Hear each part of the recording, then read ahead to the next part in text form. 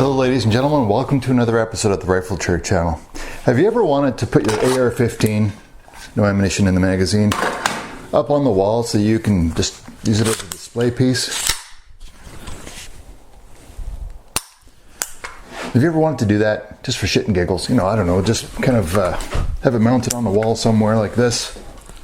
Maybe in your man room, maybe in your gun room, maybe your reloading room, something to that effect.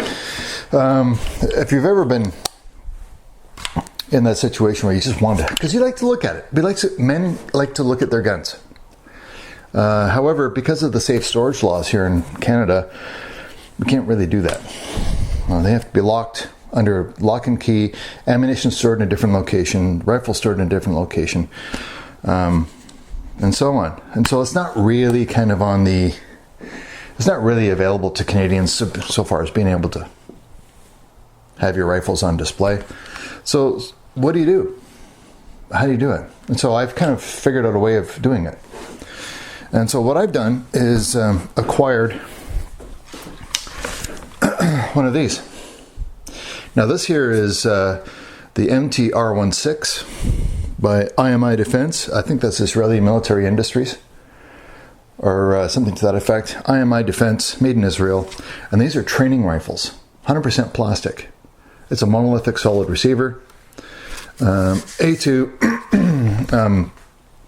furniture everywhere, including an A2 grip, A2 buttstock, 20-inch handguard, which you can actually take off. This here is a Delta ring that actually works.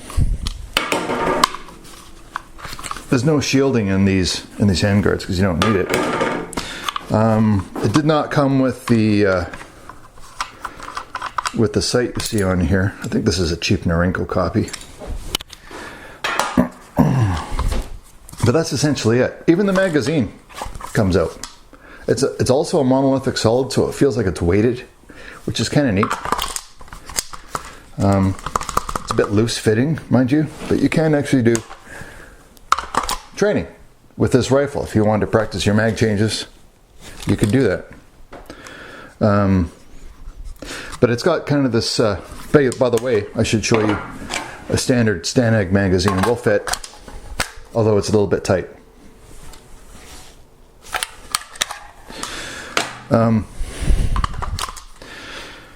Like that. Safety doesn't work. There's no trigger mechanism. You can't rack it. It's just a plastic rifle. Training rifle.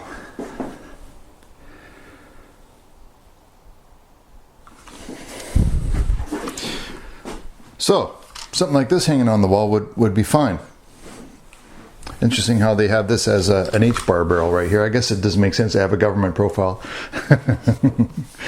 If it's plastic, you want it to be fairly rigid, and it's fairly rigid. The A2 arrestor is, as you can see, 100% plastic. This is not ventilated or anything to that effect either. So maybe something like this would work, but unfortunately it's kind of like this gray phosphate kind of finish, and it's obviously fake. So there's something that can be done. Something that can be done to make it look real, which is actually spray paint it black and highlight some of the areas. Now, as you guys know, the steel components on your AR-15 have a tendency to lose the bluing or the finish that's on them.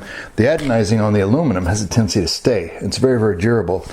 So frequently what you'll see if you have like a C7 or a C7A1 or C7A2 is you'll see all of the steel components, a lot of the steel components such as the Delta ring or the front sight, especially the flash arrestor, the mag release and the bolt release, safety, all have a tendency to have the finish worn on them. And so there's things that can be done with spray paint and then highlighting with some silver paint over top to actually highlight those features to make them look like they would actually be worn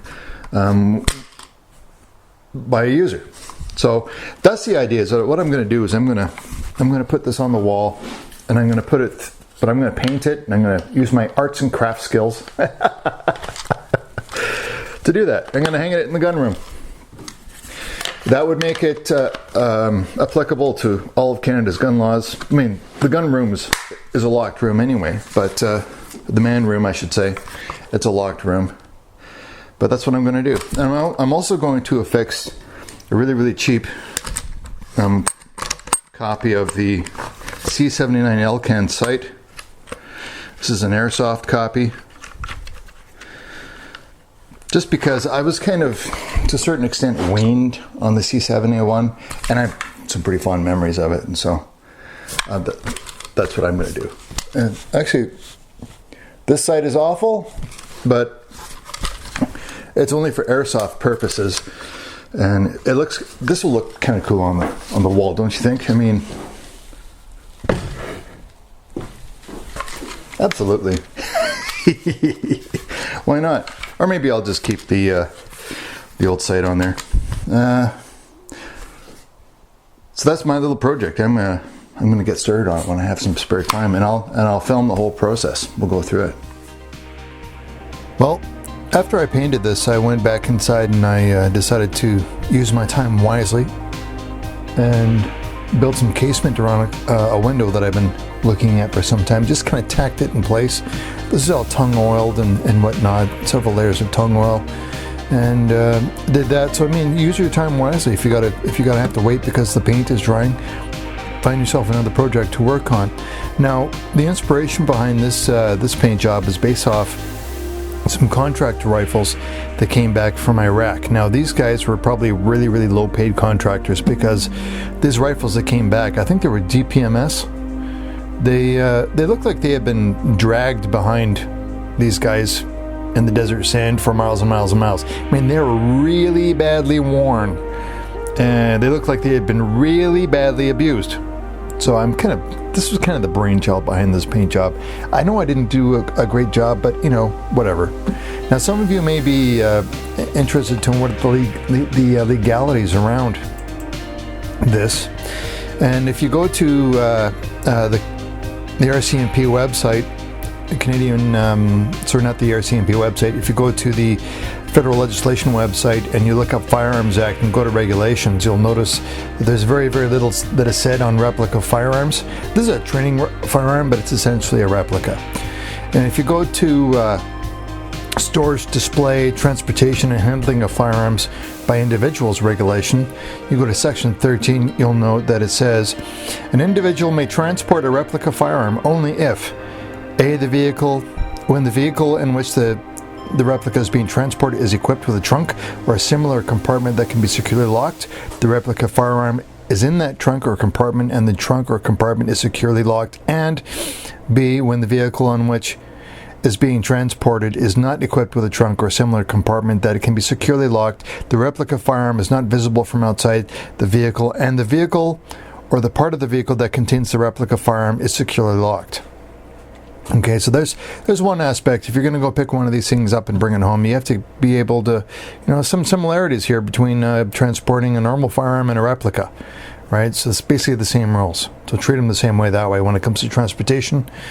There's another aspect of these replica firearms, which is Section 5 of the Special Authority to Possess Regulations of the Firearms Act.